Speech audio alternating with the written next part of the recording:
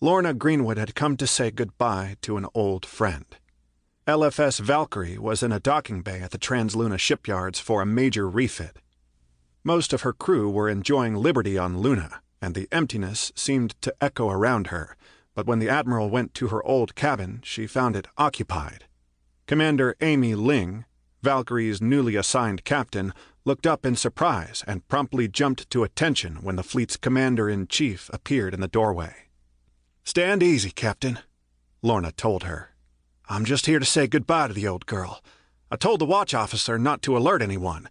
Didn't know you were aboard, or I'd have screened you ahead of time." "I'm getting to know the ship, ma'am. Got lots of homework to do. And I need to have a word with Ensign Marks," Ling decided. No matter what the Admiral told him, he needs to learn to notify the captain when a flag officer comes aboard. "She's a good ship," Greenwood said. "I hope she serves you as well as she did me. Won't be the same without the AI, but the new electronics should be very good, and taking out the flag bridge gave the engineers space for new systems." LFS Valkyrie, at 150 meters in length and 3,200 tons of mass, was the largest ship capable of planetary landing the Lunar Free State had built. She had also been the first ship with an onboard artificial intelligence. At the time of the war with China, she had been classified as a battlecruiser and Lorna's first flagship. Now, the new Apache-class heavy cruisers were being built at Transluna, with an overall length of 450 meters and a mass of over 30,000 tons.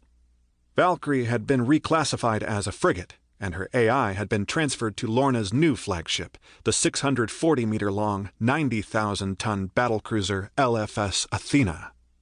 Looking out from the shipyard's observation gallery, Lorna had been saddened by how small the old flagship looked, compared to Athena moored in the next bay down the line. Lunar Command would have preferred to allocate less of the Lunar Free State's resources to building warships, but there were no fewer than 9 Earth nations with fusion drive capability, and all of them, except Japan, had insisted on putting warships in space. The LFS was still the only nation with gravity drive ships, technology kept secret since the founding of the lunar nation. But a great deal of gravity research was being done on Earth. No other nation had developed a gravity generator powerful enough for a drive, but both the US and the French had made breakthroughs in the field and had succeeded in developing inertial compensators, field generators that allowed them to push the acceleration limits of their fusion drive ships up to 30 gravities or more without killing their crews. Lunar engineers predicted Earth nations would have gravity drive ships within 5 years. Gravity drive technology also meant lunar missiles had longer range and greater acceleration. But other nations were rapidly achieving parity with energy beam weapons, building powerful X-ray and gamma-ray lasers to arm their ships. Both the US and France were reportedly experimenting with bomb-pumped laser warheads for their missiles, which could be detonated kilometers from their targets.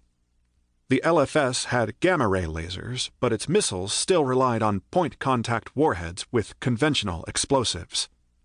In the past, artificial intelligence had given ships like Valkyrie a significant tactical advantage, handling fire control and point defense more efficiently than humans could. Now, except for Lorna's new flagship, those functions were performed by dedicated computer systems, and the LFS currently had a moratorium on the building of new AIs. The AIs posed something of a moral dilemma. The LFS had built its first such system almost 20 years ago under the auspices of the Deep Space Research Institute. That system, known as Mike, was still the AI of Lunar Command in Terra Nova. Mike's 2 sisters, Val and Amy, had been built into Valkyrie and her sister ship LFS Amazon a few years later.